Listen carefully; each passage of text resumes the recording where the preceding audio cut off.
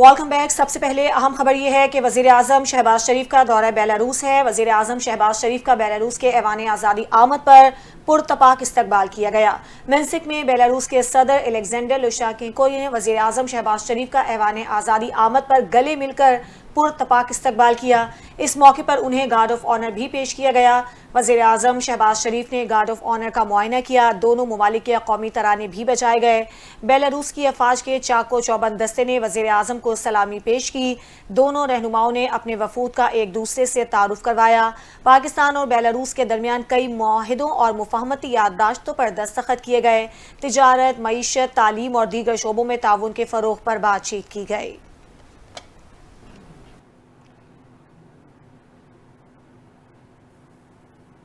दूसरी जानिब बेलारूस के सदर अलेक्जेंडर लुकाशेंको ने वज़ीर आज़म शहबाज शरीफ के हमरा मुश्तरका प्रेस कॉन्फ्रेंस करते हुए कहा कि वज़ीर आज़म शहबाज शरीफ के दौरे बेलारूस का खैर मकदम करते हैं।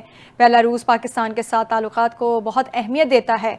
दौरे से दोनों ममालिक के ताल्लुकात के नए दौर का आगाज़ होगा। पाक बेलारूस बिजनेस फोरम तिजारत के फ़रोग़ के लिए अहमियत का हामिल है। दोनों ममालिक के दरमियान मुख्तलिफ शोबों में ताउन के फ़रोग़ के वसी मौक़े मौजूद हैं। वज़ीर आज़म शहबाज शरीफ का कहना था कि बेहतरीन मेज़बानी पर बेलारूस की क़यादत का शुक्रिया अदा करता हूँ। बेलारूस के सदर से दो तरफ़ा ताल्लुकात के हवाले से मुफीद बातचीत हुई। दोनों ममालिक के दरमियान मुख्तलिफ शोबों में ताउन के लिए मफाहमती यादाश्तों का तबादला हुआ। सदर अलेक्जेंडर लुकाशेंको की क़यादत में बेलारूस ने नुमायाँ तरक्की की। उनका कहना था कि पाकिस्तान के मुख्तलिफ शोबों में सरमायाकारी के बेपनाह मौक़े मौजूद हैं। बेलारूस की कंपनियों को पाकिस्तान में सरमायाकारी के मौक़े और साजगार माहौल से फ़ायदा उठाना चाहिए। दोनों ममालिक को ज़राई और सनती शोबों में एक दूसरे के तजुर्बात से इस्तिफ़ादा करना चाहिए। वज़ीर आज़म शहबाज शरीफ ने कहा कि बेलारूस में मुक़ीम पाकिस्तानी इसकी तामीर और तरक्की में अहम किरदार अदा कर रहे हैं। ताल्लुकात के फ़रोग़ के हवाले से मुस्बत पेशरफ़्त बाइस इत्मीनान है।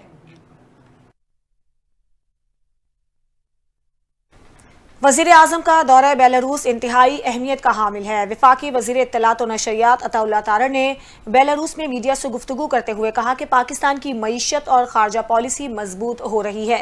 बेलारूस के साथ पाकिस्तान के देरीना ताल्लुकात हैं। अताउल्लाह तारड़ का मजीद कहना था कि बेलारूस के सदर पाकिस्तान को बड़ी कदर की निगाह से देखते हैं। पाकिस्तान और बेलारूस के ताल्लुकात में मजीद इजाफा होगा।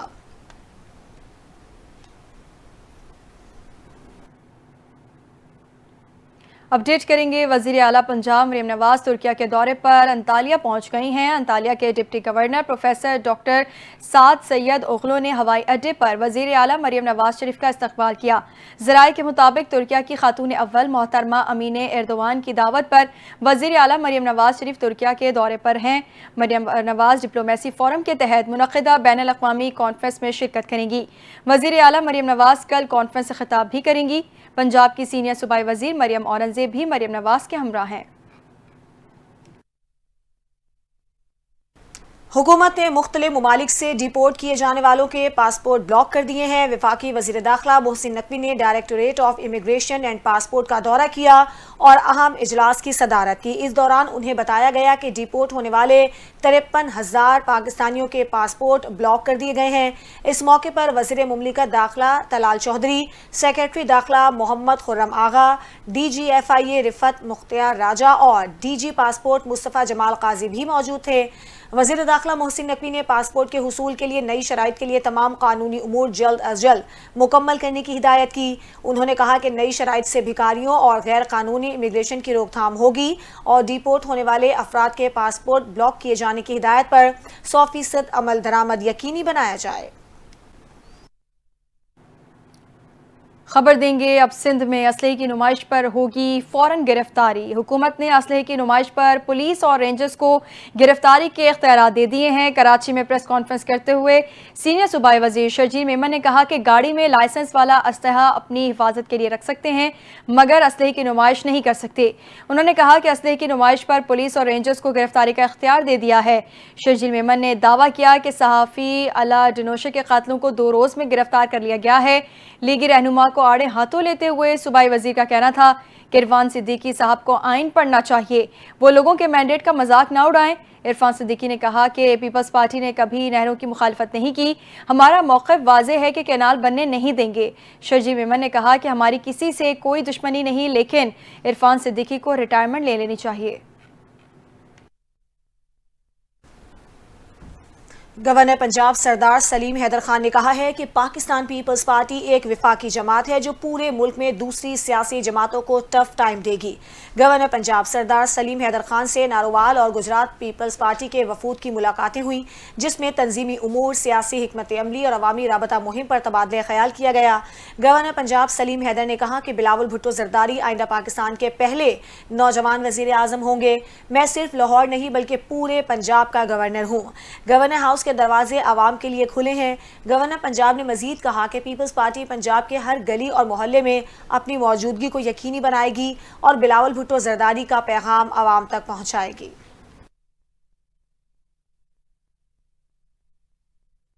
اہم خبر دیں گے، ڈھاکہ جانے والے طیارے کی کراچی ایئرپورٹ پر ایمرجنسی لینڈنگ۔ طیارہ دبئی سے روانہ ہوا تھا۔ خاتون مسافر کی طبیعت خراب ہونے پر طیارے نے کراچی میں میڈیکل ایمرجنسی لینڈنگ کی ہے۔ ایویشن ذرائع کے مطابق غیر ملکی ایئر لائن کی پرواز دبئی سے ڈھاکہ جا رہی تھی کہ بھارتی فضائی حدود میں طیارے میں سوار ایک بنگلہ دیشی خاتون مسافر کی طبیعت خراب ہو گئی۔ پائلٹ نے انسانی ہمدردی کی بنیاد پر قریب ترین کراچی جناح انٹرنیشنل ایئرپورٹ کے ایئر ٹریفک کنٹرولر سے ایمرجنسی لینڈنگ کی اجازت طلب کی۔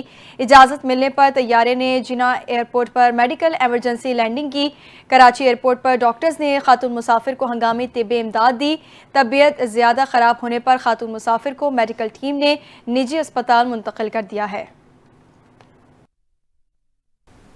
سپریم کورٹ نے آرٹیفیشل انٹیلیجنس کے استعمال پر گائیڈ لائنز تیار کرنے کی سفارش کر دی ہے۔ عدالتی نظام میں آرٹیفیشل انٹیلیجنس کے استعمال پر سپریم کورٹ کا 18 صفحات پر مشتمل تحریری فیصلہ جسٹس منصور علی شاہ نے جاری کر دیا۔ عدالت نے آرٹیفیشل انٹیلیجنس کے استعمال پر گائیڈ لائنز تیار کرنے کی سفارش کرتے ہوئے کہا ہے کہ چیٹ جی پی ٹی اور ڈیپ سیک عدالتی استعداد کار بڑھا سکتے ہیں۔ دنیا میں کئی ججز کی جانب سے اے آئی کے استعمال سے فیصلوں میں معاونت کا اعتراف کیا گیا ہے۔ سپریم کورٹ کے فیصلے میں کہا گیا ہے کہ اے آئی کو فیصلہ لکھنے میں، ریسرچ اور ڈرافٹ تیاری میں استعمال کیا جا سکتا ہے۔ اے آئی صرف معاون ٹول ہے۔ اے آئی ایک جج کی فیصلہ سازی کا متبادل نہیں ہو سکتا۔ فیصلے میں لکھا ہے کہ اے آئی کو کسی صورت عدلیہ میں مکمل انسانی فیصلے کی خود مختاری کا متبادل نہیں ہونا چاہیے۔ اے آئی صرف سمارٹ قانونی ریسرچ میں سہولت کے لیے ہے۔ عدالتی اصلاحاتی کمیٹی اور لا اینڈ جسٹس کمیشن کا گائیڈ لائنز تیار کرنی چاہیے۔ گائیڈ لائنز میں طے کیا جائے کہ جوڈیشل سسٹم میں اے آئی کا کتنا استعمال ہوگا۔ اہم خبر دیں گے، سیکیورٹی فورسز نے تیمر گرہ میں خفیہ اطلاع پر کارروائی کرتے ہوئے ہائی ویلیو ٹارگٹ سمیت 2 خوارج کو جہنم واصل کر دیا ہے۔ پاک فوج کے شعبہ تعلقات عامہ ISPR کے مطابق دیر کے علاقے تیمر گرہ میں خفیہ اطلاع پر سیکیورٹی فورسز نے کارروائی کی، جس میں فتنہ الخوارج کے 2 دہشت گرد ہلاک ہو گئے۔ ISPR کے مطابق کارروائی میں ہائی ویلیو ٹارگٹ حفیظ اللہ مارا گیا۔ دہشت گرد حفیظ اللہ سیکیورٹی فورسز سمیت معصوم شہریوں پر حملوں میں ملوث تھا۔ شعبہ تعلقات عامہ کی جانب سے جاری بیان میں بتایا گیا کہ حفیظ اللہ قانون نافذ کرنے والے اداروں کو انتہائی مطلوب تھا۔ حکومت نے دہشت گرد حفیظ اللہ کے سر کی قیمت 1 کروڑ روپے مقرر کی تھی۔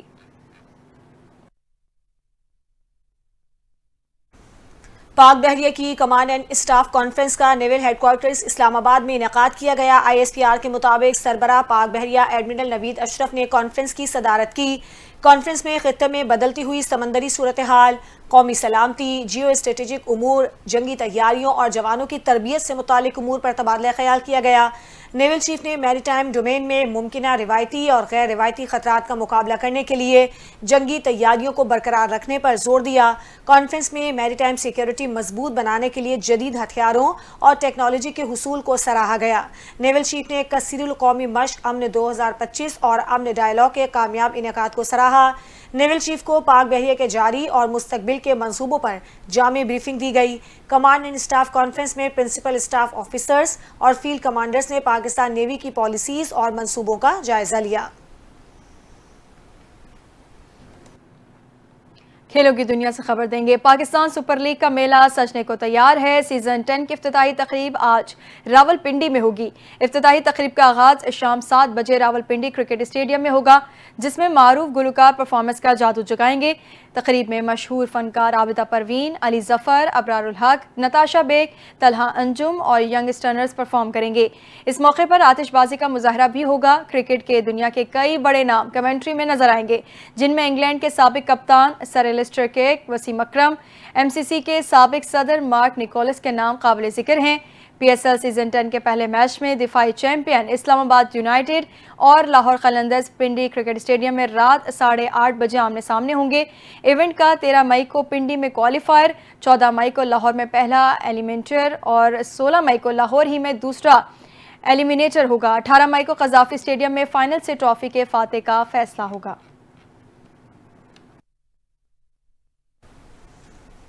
کراچی سمیت ملک بھر کے بجلی صارفین کے لیے ایک اور ریلیف کی منظوری دے دی گئی۔ نیپرا نے بجلی کی قیمت میں ₹1.71 فی یونٹ کمی کی منظوری دے دی ہے۔ نوٹیفیکیشن بھی جاری کر دیا گیا۔ حکومت کی جانب سے ٹیرف ڈیفریشنل سبسڈی بڑھانے کے لیے نیپرا سے درخواست کی گئی تھی، جس پر نیپرا نے 4 اپریل کو سماعت کی تھی۔ بجلی کی قیمتوں میں حالیہ کمی کا اطلاق اپریل سے جون تک 3 ماہ کے لیے ہوگا۔ سرکاری ڈسکوز اور کے الیکٹرک صارفین بھی اس ریلیف سے مستفید ہوں گے۔ نوٹیفیکیشن کے مطابق لائف لائن صارفین کے سوا تمام صارفین کو سبسڈی دی جائے گی۔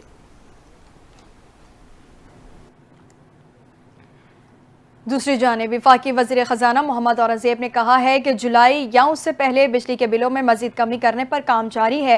عوام کو ریلیف دینے سے متعلق وفاقی وزیر خزانہ محمد اورنگزیب نے کہا ہے کہ تنخواہ دار طبقے کو اگلے بجٹ میں ریلیف دینے کے لیے پروگرام ترتیب دیا گیا ہے، جس کی تفصیلات ابھی میڈیا کو نہیں بتا سکتے۔ وفاقی وزیر خزانہ محمد اورنگزیب نے کہا کہ تنخواہ دار طبقے کے ریلیف کی تفصیلات IMF کے پاس لے کر جائیں گے۔ بجٹ سازی کے لیے سرکاری اور نجی شعبے سے 98% تجاویز موصول ہو گئی ہیں۔ بجٹ تجاویز پر حکومت اور نجی شعبہ مل کر کام کر رہا ہے۔ محمد اورنگزیب نے کہا کہ جن تجاویز پر عمل درآمد نہ ہو سکا، اس کی وجوہات متعلقہ شعبے کو بتا دی جائیں گی۔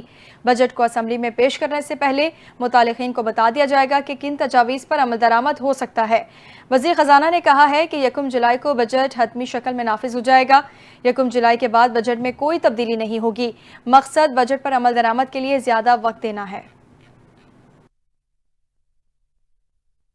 وفاقی وزیر داخلہ محسن نقوی سے سلطنت عمان کے سفیر فہد سلیمان خلف الخروسی کی ملاقات ہوئی ہے۔ باہمی دلچسپی کے امور اور دو طرفہ تعلقات پر تبادلہ خیال کیا گیا۔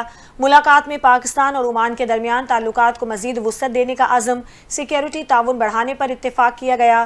محسن نقوی نے کہا کہ پاکستان عمان کے ساتھ برادرانہ تعلقات کو انتہائی اہمیت دیتا ہے۔ پاکستان اور عمان کے درمیان برادرانہ تاریخی تعلقات مشترکہ عقیدے اور ثقافت پر مبنی ہیں۔ 3 لاکھ سے زائد پاکستانی عمان میں مقیم ہیں اور عمان کی تعمیر و ترقی میں بھرپور کردار ادا کر رہے ہیں۔ کوشش ہے کہ زیادہ سے زیادہ ہنرمند افراد کو عمان بھیجا جائے۔ عمانی سفیر نے کہا کہ پاکستان اور عمان کے برادرانہ تعلقات کئی دہائیوں پر محیط ہیں۔ عمانی سفیر نے عمان کی تعمیر و ترقی میں پاکستانی کمیونٹی کے کردار کو سراہا۔ وزیر اعلیٰ مریم نواز کا ویژن، ٹرانسجینڈرز بھیک نہیں باعزت روزگار کمائیں گے۔ پنجاب کی تاریخ میں پہلی مرتبہ ٹرانسجینڈرز کمیونٹی کے لیے باعزت اور باوقار زندگی گزارنے کے راستے کھل گئے۔ ٹرانسجینڈرز کے لیے ٹیکنیکل اسکلز کی ٹریننگ کا جامع پروگرام شروع کر دیا گیا ہے۔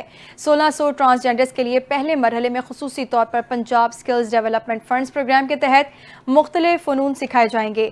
ٹرانسجینڈرز کو IT فری لانسنگ کی ٹریننگ کے ذریعے معاشی طور پر خود مختار بنایا جائے گا۔ ٹرانسجینڈرز کمیونٹی کو electrical work, solar technology, beauty services اور کولنری آرٹس کی ٹریننگ دی جائے گی۔ مریم نواز نے کہا ٹرانسجینڈرز کے ساتھ بے رحمانہ رویہ افسوسناک ہے۔ ٹرانسجینڈرز سماجی بائیکاٹ اور مناسب روزگار نہ ملنے کی وجہ سے بھیک مانگنے پر مجبور ہیں۔ ٹرانسجینڈرز کو اسکل سکھا کر ثابت کریں کہ ٹیلنٹ کا کوئی جینڈر نہیں۔ وزیر اعلیٰ سندھ سید مراد علی شاہ کی زیر صدارت کورنگی کازوے پل کی تعمیر سے متعلق اجلاس منعقد ہوا۔ ٹریفک روانی اور سڑکوں کی بہتری کے لیے متعدد منصوبوں کی منظوری دی گئی۔ اجلاس میں وزیر بلدیات سعید غنی، سینئر وزیر شرجیل انعام میمن، ناصر حسین شاہ، میئر کراچی مرتضی وہاب، چیف سیکرٹری آصف حیدر شاہ، کمشنر کراچی حسن نقوی اور دیگر اعلی حکام شریک ہوئے۔ بریفنگ کے دوران وزیر اعلیٰ کو بتایا گیا کہ کورنگی کازوے پر 9.3 ارب روپے کی لاگت سے پل، اس کی لوپس، 3000 کورنگی انٹرسیکشن اور ایک انڈر پاس تعمیر کیا جائے گا جو EBM اور کورنگی کو آپس میں جوڑے گا۔ ٹریفک کے بہاؤ کو بہتر بنانے کے لیے ایک راؤنڈ اباؤٹ اور مختلف سمتوں میں سڑکوں کی تعمیر بھی منصوبے میں شامل ہے۔ وزیر اعلیٰ نے ان ترقیاتی کاموں کے لیے 1 ارب روپے جاری کرنے کی منظوری دے دی۔ اجلاس میں شارع بھٹو کی کنیکٹیویٹی سے متعلق بھی فیصلے کیے گئے۔ سمو گوٹ کے قریب فلائی اوور اور دیگر لنک روڈز کی منظوری بھی دی گئی۔ 10 ممالک کی اقتصادی تعاون تنظیم نے پاکستانی شہر لاہور کو سیاحتی دارالحکومت کے طور پر نامزد کر دیا ہے، جو پاکستان اور صوبہ پنجاب کے لیے بڑا عالمی اعزاز ہے۔ ECO کا 25 رکنی وفد 13 اپریل سے لاہور کا دورہ شروع کرے گا۔ اس دوران لاہور کو باضابطہ طور پر ECO ٹورزم کیپٹل نامزد کرنے کا اعلان کیا جائے گا۔ اکنامک کوآرڈینیشن آرگنائزیشن کے سفیر وزیر اعلیٰ پنجاب مریم نواز کی دعوت پر لاہور آئیں گے۔ سینئر صوبائی وزیر مریم اورنگزیب کا خیر مقدم، کہا لاہور کو ECO کیپٹل ٹورزم کا اعزاز ملنا ہماری تاریخ اور ثقافت اور قومی ورثے کے فروغ کے حوالے سے بڑی پیش رفت ہے۔ وزیر اعلیٰ مریم نواز لاہور کے تاریخی، تہذیبی، ثقافتی رنگ دنیا کو دکھانا چاہتی ہیں۔ لاہور کا ECO کیپٹل ٹورزم نامزد ہونا ملک اور صوبے میں عالمی سیاحت کے فروغ کی طرف اہم قدم ثابت ہوگا۔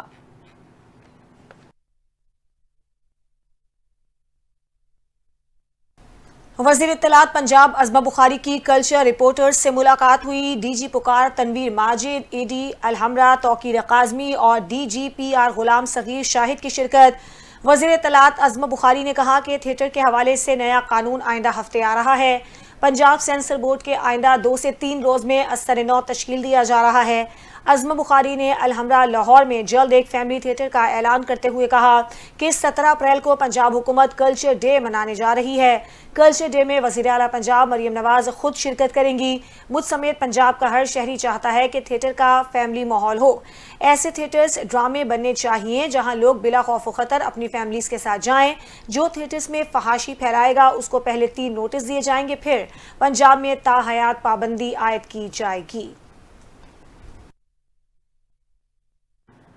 وزیر اعلیٰ بلوچستان سرفراز بگٹی نے ہڑتال اور دھرنا دینے والوں کو 2 ٹوک پیغام دے دیا ہے۔ سرفراز بگٹی کی زیر صدارت محکمہ صحت کا اجلاس ہوا، جس میں وزیر اعلیٰ بلوچستان نے صحت کے شعبے کی بہتری کے لیے ادارہ جاتی اصلاحات اکلانے کا فیصلہ کیا۔ انہوں نے کہا کہ عوامی وسائل کا ضیاع قطعاً قابل برداشت نہیں۔ محکمہ صحت بلوچستان کو ہر سال 80 ارب روپے سے زائد دیے جاتے ہیں۔ اتنی رقم میں تو بلوچستان کے ہر شہری کا علاج مہنگے ترین نجی اسپتال میں ہو سکتا ہے۔ وزیر اعلیٰ نے صوبے میں دھرنے دینے والوں کو بھی آڑے ہاتھوں لیا اور اپنے 2 ٹوک پیغام میں کہا کہ کسی کو ہڑتال کرنی ہے، دھرنا دینا ہے تو شوق سے دے، عوامی مفاد پر سمجھوتا نہیں ہوگا۔ معروف عالم دین مفتی تقی عثمانی کا کہنا ہے کہ ہماری حکومت سمیت تمام اسلامی حکومتوں پر جہاد اب فرض ہو چکا ہے۔ امت مسلمہ اسرائیل کے خلاف قراردادوں اور کانفرنسز کے بجائے جہاد کا اعلان کرے۔ اسلام آباد میں قومی فلسطین کانفرنس سے خطاب کرتے ہوئے مفتی تقی عثمانی نے کہا کہ تقاضا یہ تھا کہ ہم یہاں جمع ہونے کے بجائے غزہ میں جمع ہوتے۔ ستم ظریفی یہ ہے کہ ہم فلسطینی مجاہدین کے لیے عملی طور پر کچھ نہیں کر پا رہے۔ اہل فلسطین کی عملی، جانی اور مالی مدد امت مسلمہ پر فرض ہے۔ مفتی تقی عثمانی نے کہا کہ 55,000 سے زائد کلمہ گو کو ذبح ہوتے ہوئے دیکھ کر بھی کیا جہاد فرض نہیں ہوگا؟ پاکستان نے اسرائیل کو تسلیم نہیں کیا، بانی پاکستان نے اس کو ناجائز بچہ قرار دیا۔ ہمارا موقف کسی صورت تبدیل نہیں ہوگا، چاہے اسرائیل کے پاس جتنی مرضی طاقت آ جائے۔ مفتی تقی عثمانی نے کہا کہ ہمارا اسرائیل کے ساتھ جب کوئی معاہدہ نہیں ہو تو کوئی عذر نہیں۔ جب اسرائیل معاہدے توڑ چکا ہے تو پھر کون سے معاہدے کی قید ہے؟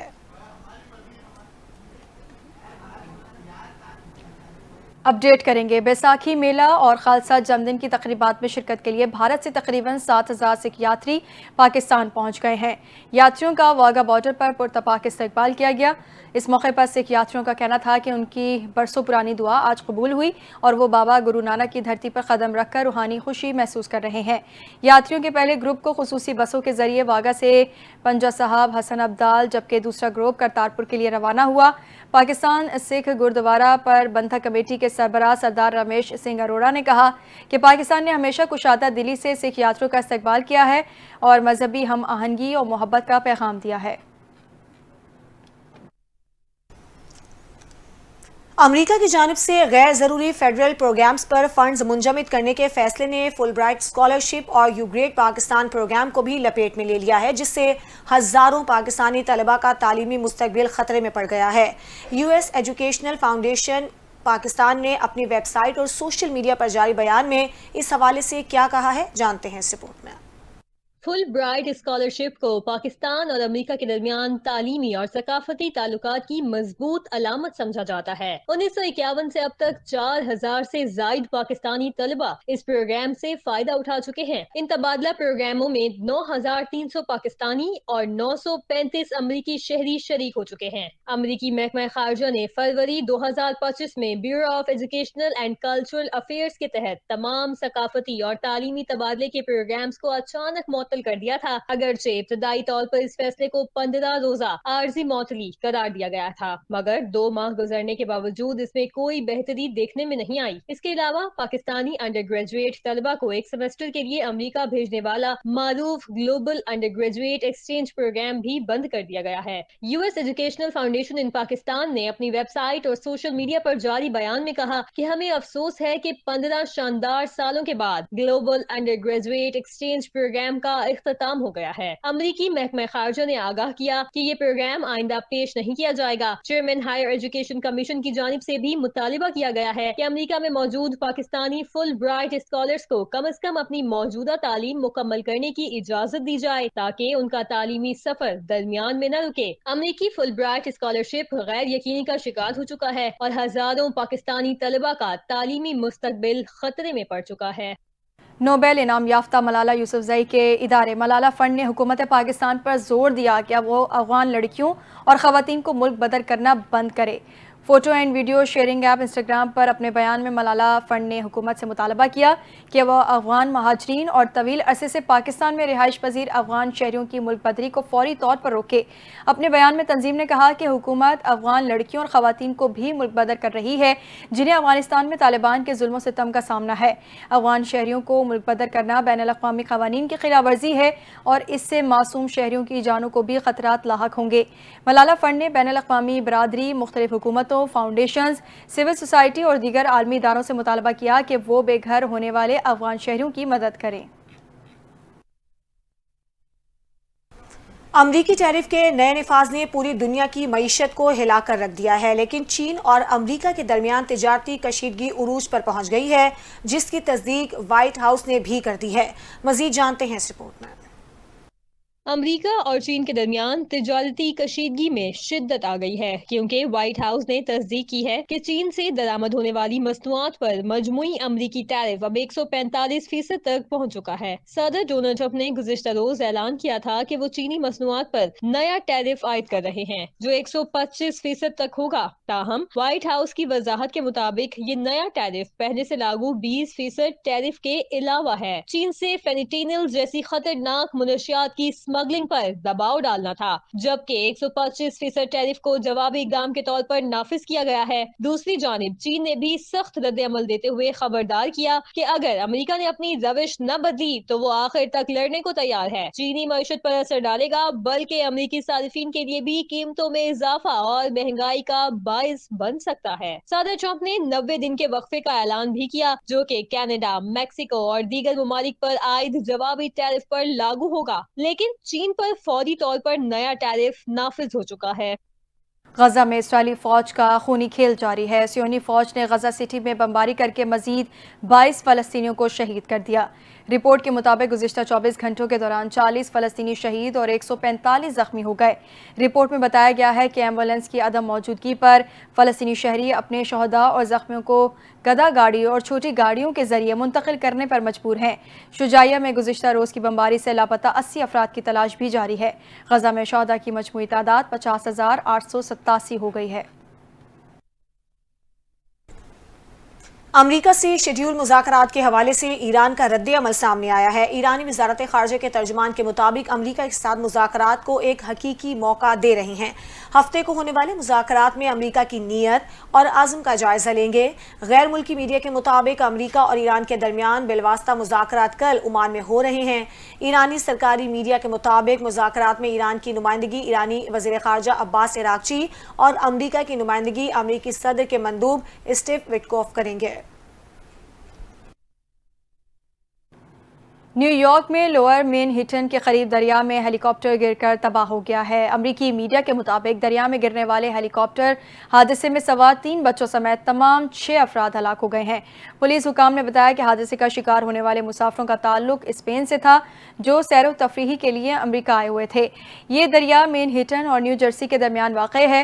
نیو یارک فائر ڈپارٹمنٹ کے مطابق جائے حادثہ پر امدادی کارروائیاں جاری ہیں اور متعلقہ ادارے واقعے کی مکمل تحقیقات کر رہے ہیں تاکہ اصل وجوہات سامنے آ سکیں۔ نیو یارک کے میئر ایرک ایڈمز نے حادثے میں جاں بحق ہونے والوں کے لواحقین سے دلی افسوس کا اظہار کیا اور اسپین سے تعلق رکھنے والے سیاح خاندان کے ساتھ گہرے دکھ کا اظہار کیا۔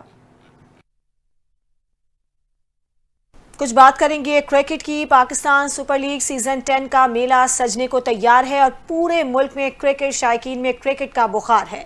ملک کی ٹیمیں مقابلے کے لیے کمر بستہ ہیں اور پشاور زلمی کی سوشل میڈیا مہم کے لیے مشہور سوشل میڈیا سٹار جنت مرزا کو میدان میں لایا گیا ہے۔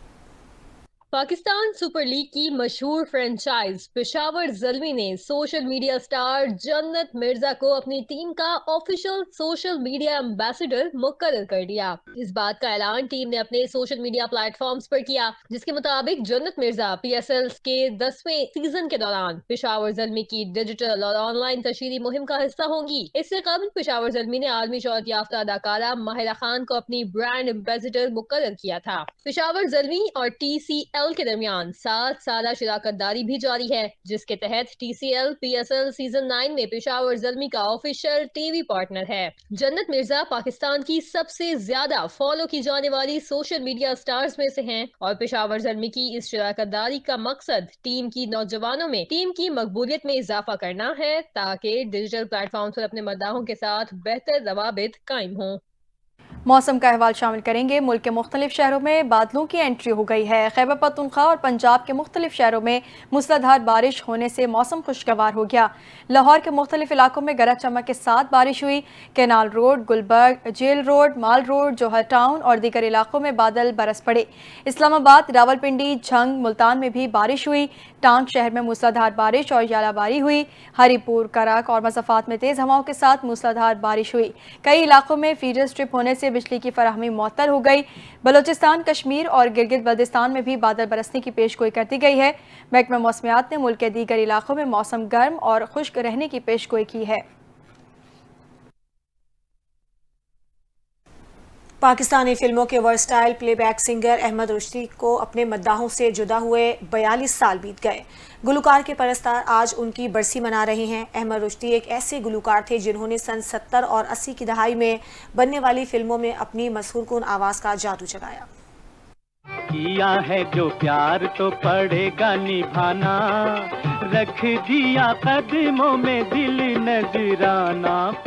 پاکستانی موسیقی کی تاریخ میں اگر کسی آواز نے ہر دل کو چھوا تو وہ آواز احمد رشدی کی تھی۔ آج اس عظیم فنکار کی برسی ہے جس نے فلمی موسیقی کو نئی جہت دی، نیا انداز بخشا اور ایک پوری نسل کے جذبات کو آواز دی۔ احمد رشدی کا تعلق حیدرآباد دکن سے تھا، مگر اصل شناخت انہیں پاکستان میں ملی۔ انہوں نے 1950 کی دہائی میں ریڈیو پاکستان سے فنی سفر کا آغاز کیا اور پھر فلمی دنیا میں وہ مقبولیت حاصل کی جو بہت کم فنکاروں کے نصیب میں آئی۔ انہیں پاکستان کا پہلا پاپ سنگر بھی کہا جاتا ہے۔ کوکو کورینا جیسے گیت نے صرف شہرت نہیں دی بلکہ پاکستانی موسیقی میں نئے رجحانات کی بنیاد بھی رکھ دی۔ اداکار علاء الدین پر فلمائے ایک گیت گول گپے والا آیا نے ان کی شہرت کو دوام بخشا۔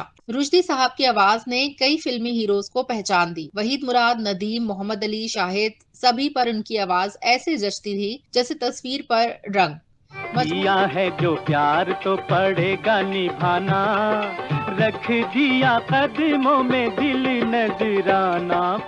مجموعی طور پر احمد رشدی نے لگ بھگ 5000 گانے ریکارڈ کروائے۔ अहमद रुश्दी ने मुसलसल 3 साल तक निगार अवार्ड हासिल किया। 11 अप्रैल 1983 को दिल का दौरा उनके फनी सफर का इख्तिताम तो बन गया, मगर उनका फन, उनकी आवाज और उनका असर आज भी जिंदा है। नस्ल के लिए वो एक लेजेंड है और पुरानी नस्ल के लिए एक याद बनकर हर लम्हे के साथ सांस लेते हैं। अहमद रुश्दी की बरसी पर मद्दाह आज भी उनकी आवाज को सलाम पेश कर रहे हैं, क्योंकि कुछ आवाजें वक्त के साथ मान नहीं पड़ती, वो दिलों में हमेशा गूंजती हैं। इसी के साथ बुलेटिन से फिलहाल इतना ही। मजीद खबरों और अपडेट्स के लिए देखते रहें NTN न्यूज़।